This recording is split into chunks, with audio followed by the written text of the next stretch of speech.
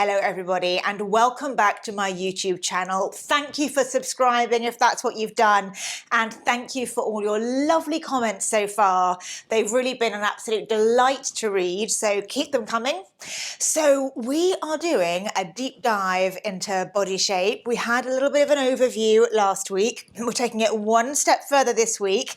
I hope you've got your tape measures ready because I'm going to show you a fail-safe method, 3 actually, that you can use to help you determine, well, you will determine exactly which body shape you are, which is going to make dressing so much easier, and I'll explain why. And at the end, and this is really worth hanging around for, I'm going to share how this can help you save loads of time, energy, and money, wasted money, when you are shopping, particularly online shopping. So this is really, really worth knowing. So hang about.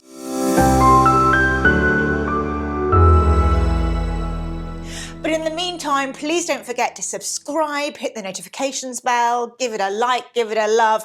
All of that stuff really helps me bring this content to you.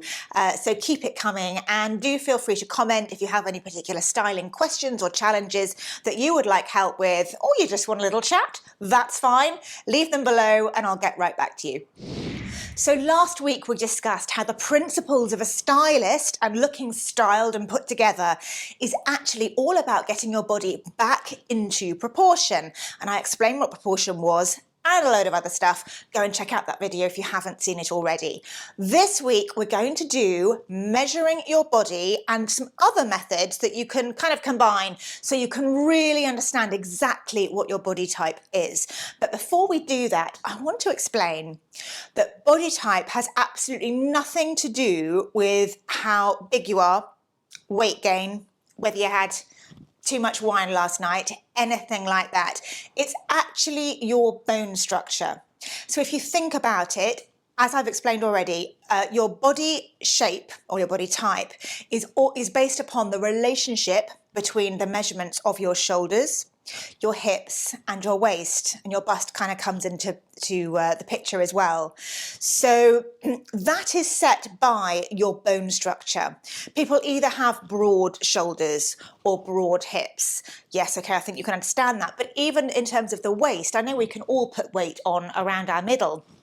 But some people have an enormous gap between their bottom rib and the top of their hip bone, which gives them a much better chance of going in the middle. Other people just don't. Or they have a broader rib cage. So please don't beat yourselves up about what shape you are. This is simply bone structure. We were all given different gifts. We were all given different shapes. I'm going to show you how to make the most of yours. So how do you find out which body shape you are? The first one is super simple. It's how I open the conversation with pretty much all of my clients, men, women, celebrities, ordinary people like you and me. And that's very simply, where do you put weight on? I put weight on my belly and on my boobs, which makes me a bit of an apple, but I have to be aware of these as well because they really can get in the way sometimes. They have to be a styling consideration. But if I put loads of weight on, I get really big around my middle, which makes me the classic apple shape. If you put weight on around your bottom, you're more likely to be a pear. And if you put weight on your sort of boobs or shoulders, are more of a strawberry. I'm going to go through all the body shapes in much more detail with styling considerations for each one of them in the next video, so just hang fire. So that's the first one. So the next way you can think about is to, like Marilyn here, stand either in your underwear or in something tight in front of a full-length mirror and take a photograph. It's always much easier to look back at ourselves and be objective when it's not live for some reason. I do this all the time with outfits. If I'm not sure about an outfit, I'll take a photo, give it a break, and then look again on my phone later, and I can instantly see what is or isn't right or whether I like it or not. Really good tip. Take a photograph of yourself and then have a look at it afterwards and draw a line, mentally or physically, between the 4 points. So you've got shoulder, bust, waist and hip, and just have a look at the shape of that line. Okay, if you go out more at the shoulders or the bust, you're more likely to be a strawberry. If you're wider at the hips, you're more likely to be a pear. But it's just really interesting to take a look at that. And then the last method involves a tape measure. So very simply, all we're going to do is, and you can get a friend to do this if you like, measure around your shoulders first of all. Now you want to do the widest part of the shoulder, as if you're going to put it any lower, the tape would drop off your arm. So the widest, lowest point that you can go without it moving south, if that makes sense. Beware of any drape or droop. Make sure that you've got the tape even all the way around, and it's not sagging, and take down the measurement. Now, not everyone does the bust, but I think it's a really good idea. So you can work in inches or centimetres if you like, and convert it. Same with the widest point of the bust, and make sure again that the tape is the same height at the back and hasn't drooped down. Then your waist. Now this can be tricky because some people's waists or some people's narrowest parts are actually not their middle. They could be higher or even lower in some cases, but we're talking the belly button region here really. So a good way, if you're a bit stuck as to which bit of your waist is your waist and you should be measuring, is put your hand on your hips and literally twist from side to side or dip from side to side, and it's the bit where you bend, and it should be round about the navel, perhaps slightly above or below. So measure the waist, take it down, and then you're going to do the widest part of the hips. So it's usually somewhere around your crotch, sort of level with your pubic bone, maybe slightly higher. Take those down and look at the ratio between those, and you should be able to very clearly see a bit of a pattern. If you go in the middle and you have a little bit of a waist, congratulations, it's to be celebrated. If you don't worry, we're going to create one anyway. It's easy. If you go in 8 or 10 inches around the waist, more than your shoulders and your hips, congratulations, you are an hourglass, which is lovely. It's sort of deemed the perfect figure by many, and lots of clothes are made for hourglass figures, but there still are styling rules in order to look balanced and in proportion, so we'll do that later. And that's it. So by now, you've got a clear idea of where your bigger bits and your smaller bits are on your body. If you did the homework last week, you will also have thought about your favourite body bits as well that you want to start drawing attention to. I'm going to come on to that soon because it's all about training the brain to think positively, and if we focus on the bits that we actually like, even if they're really, really small, it might just be some pretty toes with a fresh pedicure or some great eyelashes.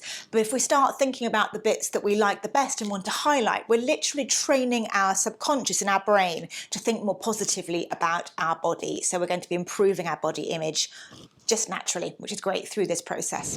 So a very quick overview of the body shapes, because that is the next episode in a bit more detail. If you are broader on the shoulders and or the bust and you go in at the hips, a bit like an inverted triangle, then you are a strawberry shape. We're going to call it that. The opposite of that is wider at the hips and more narrow at the shoulders. That's a triangle on its biggest side, and that's a pear shape.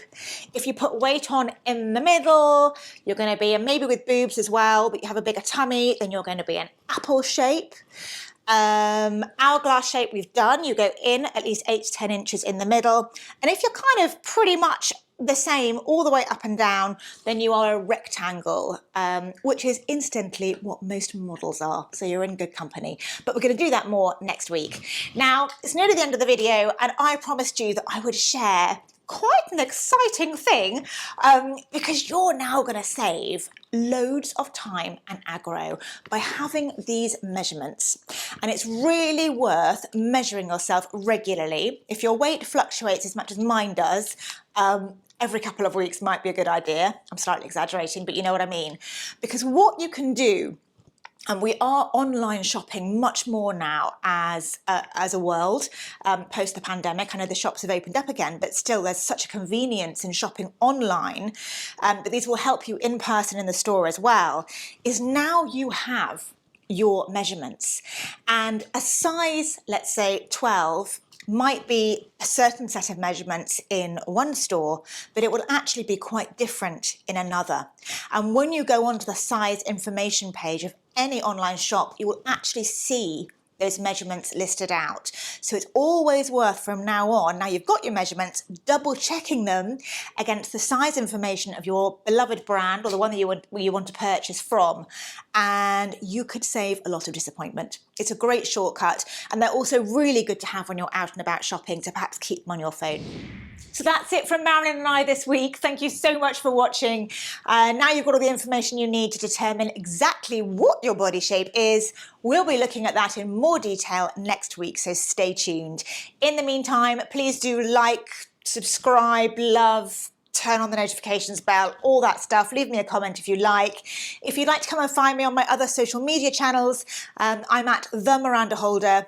I'm keeping it simple on Instagram and on TikTok. So come and say hi, and I will be seeing you next week.